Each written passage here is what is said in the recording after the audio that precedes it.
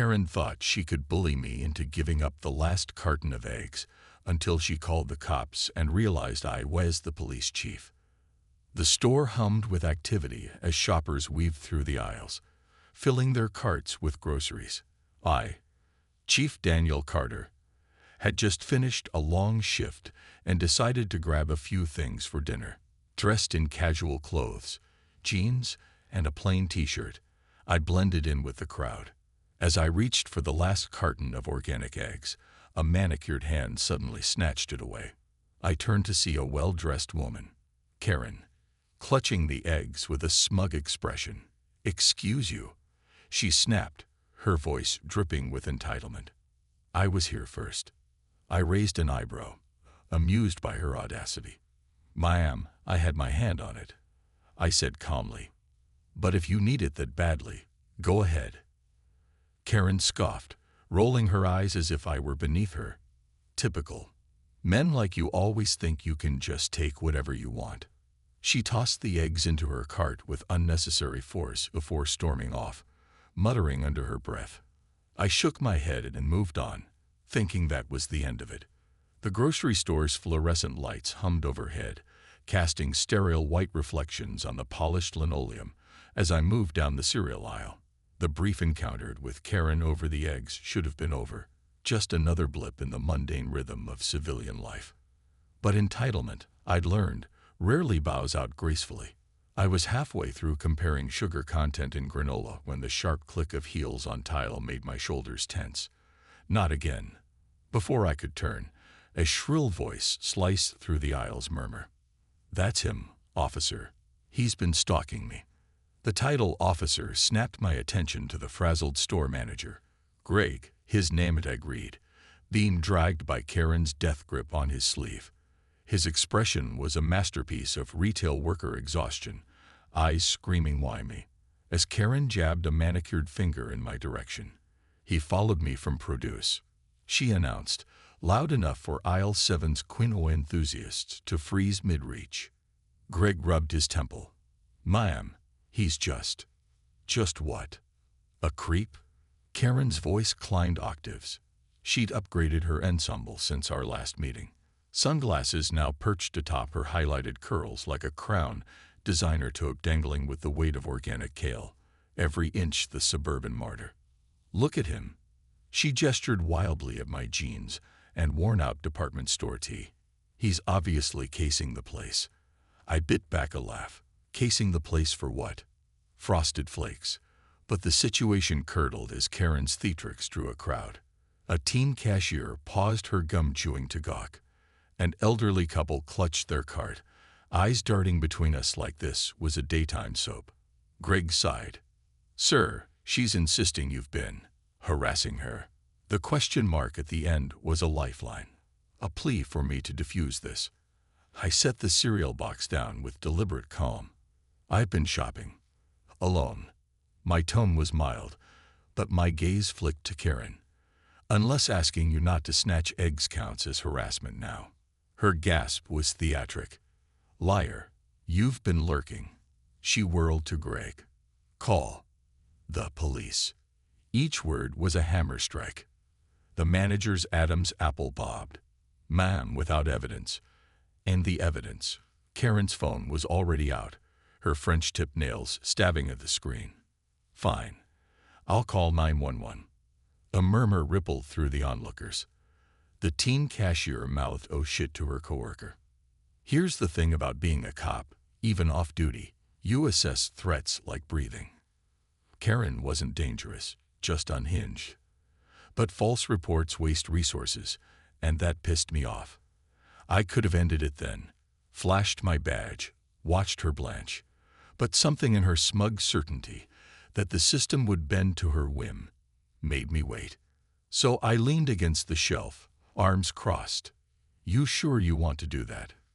Karen didn't even look up. 911. "What's your emergency?" She parroted into the phone, then launched into a performance worthy of an Oscar. "Yes, I'm at Freshmart on Oak. A man's been following me, making threats." My eyebrows shot up. "Threats?" Greg paled. The crowd edged closer. He's tall, dark hair, looks sketchy, she hissed, side-eyeing me. Hurry. I snorted. Sketchy. Right. 10 minutes later, the store's sliding doors hissed open, and the familiar thunk of duty boots echoed through the aisles. The crowd parted like the Red Sea to reveal Officers Reynolds and Diaz.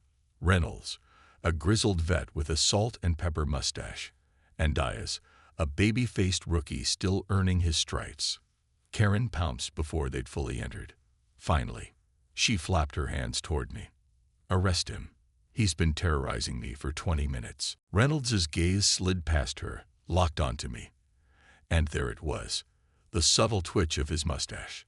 The barely suppressed this'll be good glint in his eye. Diaz, ever earnest, stepped forward. Sir, we've had a complaint. Then he recognized me. His mouth fell open. Chief. The word hit Karen like a bucket of ice water. What? I pushed off the shelf, finally pulling my badge from my back pocket. The gold shield caught the light as I flipped it open. Evening, boys. Silence. Karen's face cycled through stages of grief. Denial, flinching at the badge. Anger, lips peeling back. Bargaining. That could be fake. And finally, despair. Reynolds cleared his throat. Ma'am, this is Chief Carter. Our boss, Diaz added helpfully. The crowd erupted. The team cashier dropped her gum. The Quino enthusiasts clutched each other, whispering. Karen's mouth worked soundlessly. I pocketed the badge. Now, let's revisit your threats claim. Her bravado crumpled. I thought. You thought you'd weaponize the police because you didn't get your way. I finished. My voice stayed calm, but it carried. Know what that's called? Filing a false report. A misdemeanor, punishable by fines. Or jail. Her designer bag hit the floor with a thud. Kale spilled everywhere. Greg, suddenly revitalized, piped up. She also threatened to sue us if we didn't ban him. Reynolds sighed, pulling out his ticket book. Ma'am, we'll need your ID. Karen's shriek could have shattered glass. Wouarearstingme. I shrugged. Only if you keep yelling at my officers. The crowd's phones were up now, recording. Karen's flawless facade cracked, foundation blotchy, hair frizzing at the temples. With a sound like a deflating balloon, she grabbed her bag and fled, heels skidding on a rogue chickpea. The applause started before the doors even hissed shut. Diaz rocked on his heels. So, we still filing that report, Chief? I glanced at the discarded egg carton, now cracked, in Karen's abandoned cart. Nah, let her sweat. As the crowd dispersed, Greg handed me a free coffee. On the house. I took a sip. Still hot. Just another day in paradise. The air in the grocery store had become thick with tension, the kind that makes your skin prickle with anticipation. The fluorescent lights overhead seemed to buzz louder, casting stark shadows that stretched long across the linoleum floor. Karen stood frozen, her perfectly manicured fingers still clutching the carton of eggs like a lifeline, her chest rising and falling with shallow breaths. The moment hung suspended, a bubble of silence in the middle of the bustling store, before reality came crashing down with the weight of a sledgehammer. Chief. Officer Diaz stammered, his voice cracking slightly on the word. His hand, which had been reaching for his notepad, froze midair. His eyes darted between Karen and me, wide with disbelief and a flicker of amusement. Beside him, Officer Reynolds, ever the seasoned professional, merely arched an eyebrow, his mustache twitching as he fought back a smirk. The contrast between their reactions was almost comical. Diaz, the rookie, looked like he'd just been handed a live grenade, while Reynolds seemed to be enjoying the show. Karen's reaction, however, was the true masterpiece. Her face, which had been twisted in righteous indignation only seconds ago, slackened. Her lips parted slightly, but no sound came out. It was as if her brain had short-circuited, unable to reconcile the image of the sketchy man she'd been railing against with the reality standing before her. Her eyes flicked to the badge in my hand, the polished metal gleaming under the store's harsh lights, and then back to my face. The color drained from her cheeks, leaving her foundation looking suddenly too orange against her paling skin. You're the police chief," she finally managed, her voice barely above a whisper. The words sounded foreign, like she was testing them out for the first time. The confidence that had carried her through her tirade evaporated, replaced by something far more fragile. Fear, humiliation, maybe a mix of both. I let the silence stretch for a beat longer, savoring the moment. Then, with deliberate calm, I flipped the badge closed and slipped it back into my pocket. "That's right," I said, my voice steady. "Chief Daniel Carter. And you just filed a false report with my officers." The effect was immediate. Karen's mouth opened and closed like a fish gasping for air. Her hands, which had been gesticulating wildly moments ago, now fluttered uselessly at her sides. The carton of eggs slipped from her grip, landing on the floor with a dull thud. A single egg cracked open, yolk oozing across the linoleum in a slow yellow spill. It was almost poetic, her grandstanding reduced to a broken mess at her feet. Around us, the crowd of onlookers had grown. Shoppers abandoned their carts, drawn by the spectacle like moths to a flame. A teenage boy near the cereal aisle had his phone out, recording the whole thing with a grin. An elderly woman clutched her purse to her chest, eyes sparkling with the kind of delight only found in small-town drama. Even the store employees had crept closer, their name tags glinting as they whispered to one another. The air was electric with collective disbelief and second-hand embarrassment. Officer Reynolds cleared his throat, breaking the silence. "Ma'am," he said, his voice dry as sandpaper, "you realize filing a false police report is a serious offense, right?" Karen's head snapped toward him, her eyes wild. "I didn't. I wasn't," she sputtered, her words tripping over each other in their haste to escape. He was following me. Diaz, ever the eager rookie, couldn't help himself. "Chief Carter was just grocery shopping, ma'am," he said, his tone earnest. "We can check the security footage if you'd like."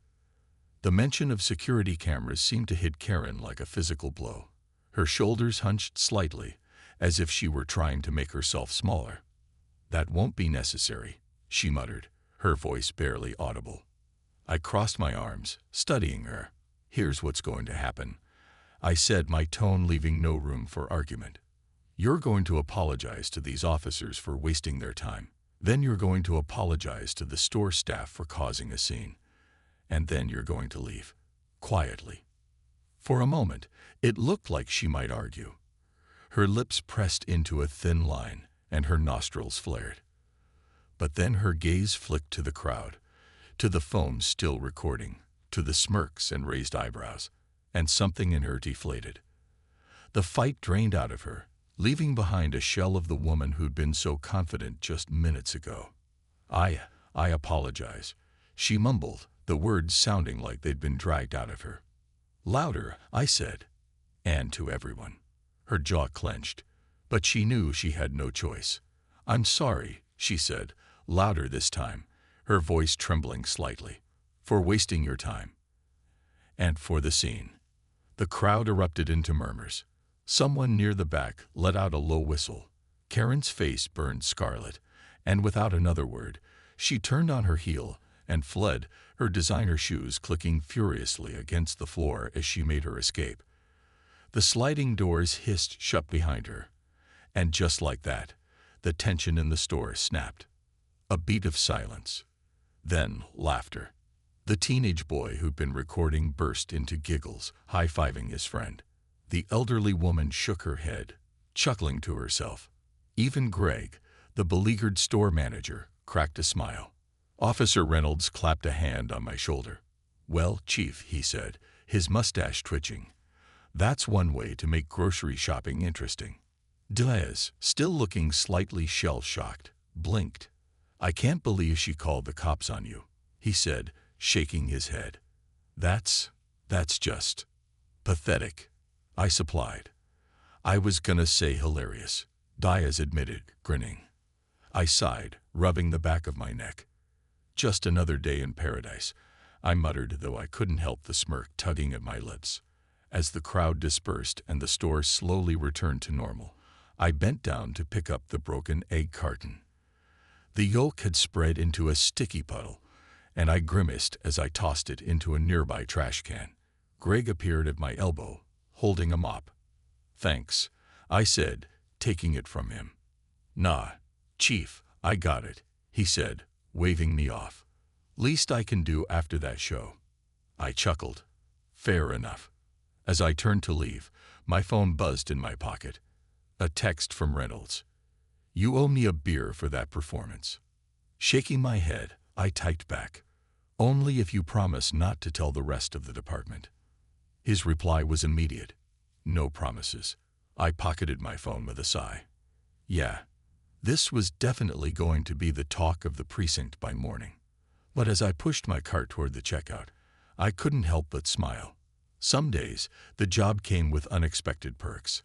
And watching a Karen realize she'd just tried to bully the police chief. That was definitely one of them. The sliding doors of the grocery store hissed shut behind me. The cool evening air a welcome contrast to the stifling drama I'd just left inside. The parking lot was quiet, bathed in the orange glow of sodium lights, and for the first time since the egg carton debacle began, I could finally breathe. But the night wasn't over yet. As I loaded the groceries into my truck, my phone buzzed incessantly. Texts from the precinct, social media notifications, even a missed call from the mayor. Word traveled fast in a small town, especially when it involved a viral-worthy showdown between the police chief and an entitled shopper. I swiped open my messages to find a string of increasingly amused texts from my officers. Reynolds. Chief, you're trending. Diaz. My mom just sent me the video. She says you're her hero. Dispatch. We've had 3 calls asking if you're single. Please advise. I groaned, rubbing my temples. Of course it was already online. Karen's meltdown had been too juicy not to share, and by now, half the town had probably seen her faceplant of humiliation. I could only imagine the memes. The next morning, the precinct was buzzing. Officers smirked as I walked in, and the break room had a new poster taped to the fridge. A screenshot of Karen's wide-eyed realization, captioned, "When you call 911 on the chief." Even the stoic desk sergeant, a man who rarely cracked a smile, handed me a coffee with a muttered, "Nice work, boss." But the real surprise came when Greg, the grocery store manager, called.